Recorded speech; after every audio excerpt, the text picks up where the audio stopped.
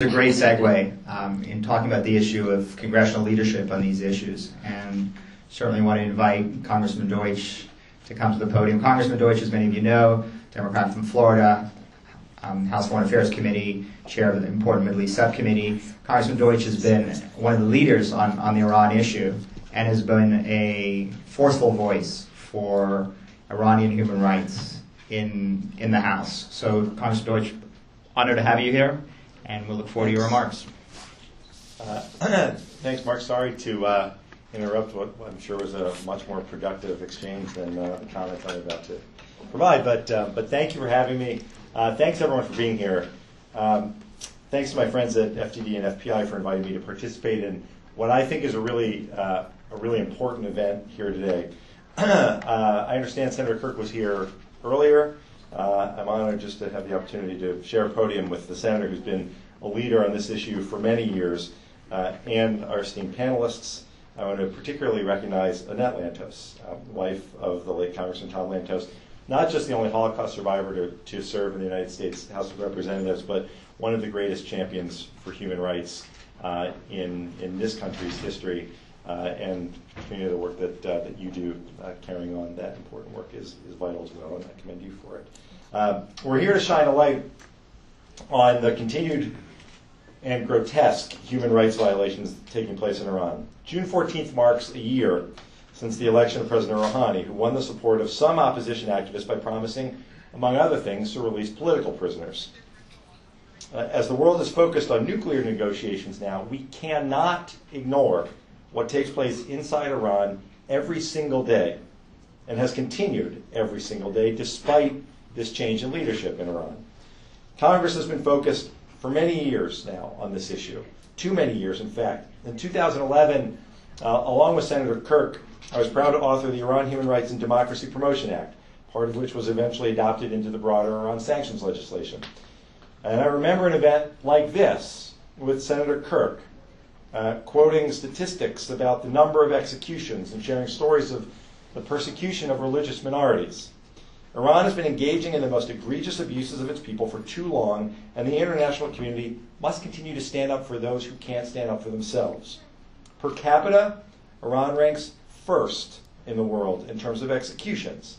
According to the Iran Human Rights Documentation Center, more than 500 executions have taken place this year alone, but the Iranian government has only publicly reported some 125. Just last week, the UN Special Rapporteur on Human Rights in Iran, Dr. Ahmed Shahid, expressed outrage over the alarming number of executions that have taken place in Iran this year. A recent report by the Special Rapporteur stated as well that there are at least 895 prisoners of conscience and political prisoners incarcerated in Iran. This includes political activists, religious minorities, civic activists, students, journalists, and other leaders from civil society. Political prisoners face widespread physical, mental, and sexual abuse. Iran continues to perpetrate abuses against minorities. The Baha'i, the largest non-Muslim religious group in Iran, endures denial for jobs and other educational opportunities based simply on group membership, and face discrimination throughout the Iranian judicial system. As of last year, 136 Baha'i are currently being held in Iranian prison for religious reasons. And since 2005, 49 incidents of arson have been reported on Baha'i properties without a single arrest being made in connection with any of these crimes. Women are rarely afforded equal treatment in the judicial system. In fact, Iranian courts regard the testimony of a woman to be worth half of that of a man.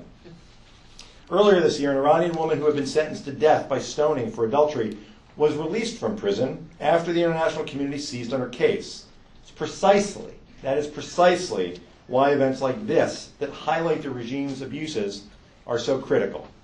Iranian women have recently been persecuted for posting pictures of themselves without hijabs as part of the My Stealthy Freedom movement, established by an Iranian journalist who has since been publicly denounced on television. Women are subject to fines by the morality police for failing to wear a hijab in public. Shockingly, there are now calls for well-known Iranian actress Layla Hatami to be publicly flogged after a male director kissed her cheek at the Cannes Film Festival. In Iran, the LGBT community is silenced. Homosexuality in Iran is a crime, punishable by death. Iran is one of 7 countries where those engaging in consensual same-sex marriage, same-sex relationships, can be punished by death. Just this week, a prominent LGBT poet was arrested. News reports apparently accused him of trying to spread homosexuality as he was published by his work was published by publishing houses outside of the country because he's not allowed to publish freely within Iran. Free speech and freedom of the press is virtually non-existent in Iran. We have to crack down on the tools used for censorship and repression.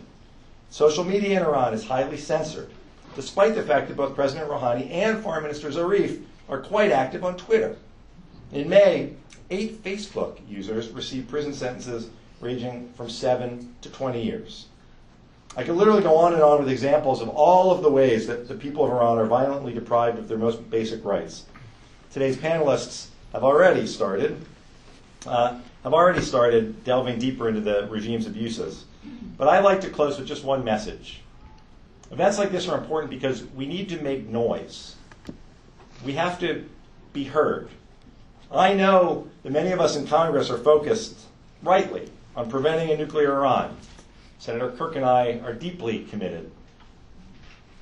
But human rights can't be put aside during these negotiations. We have to continue to call on every nation that we call a partner to not ignore what is going on inside Iran. Any country that values human rights has to stand up for those rights everywhere. So I'd like to thank FDD and FBI for continuing to focus on these issues. I'd like to thank the panelists for being here today. And most importantly, I'd like to thank all of you for caring about this work. I will yield back to this esteemed group. And thank you very much, Mark, and thanks to all of you for giving me the opportunity. Congressman Deutch, can I ask you just one quick follow-up question? I know Sure. you have to run. But I wonder if there's frustration here in the audience, because we hear all the time that we must care about Iranian human rights. We must expose the abuses.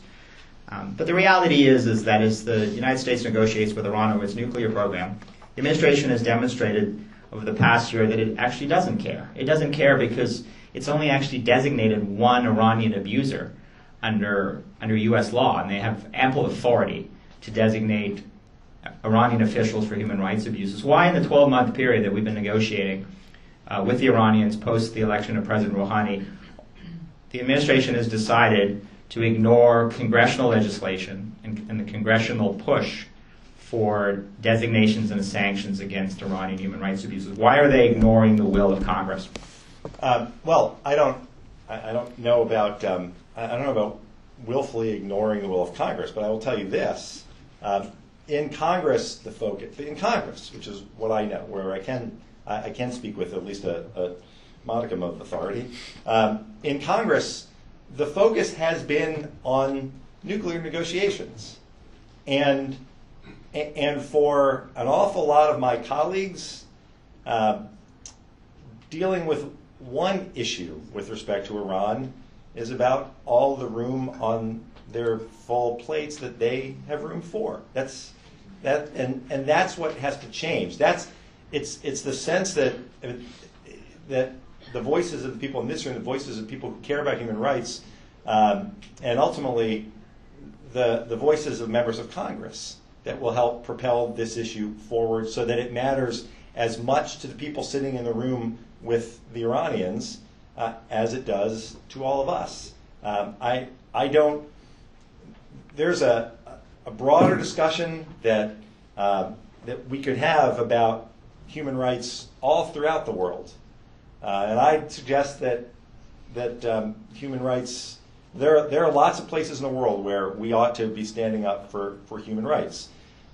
This is one where the abuses are so egregious and are in a place where our attention is already focused like a laser, that it shouldn't be so difficult for us to ensure that these issues are placed on the agenda even as we negotiate on the nuclear issue. So, I always prefer to focus on what we can do to make this an issue rather than figure out what's gone on over the past year. There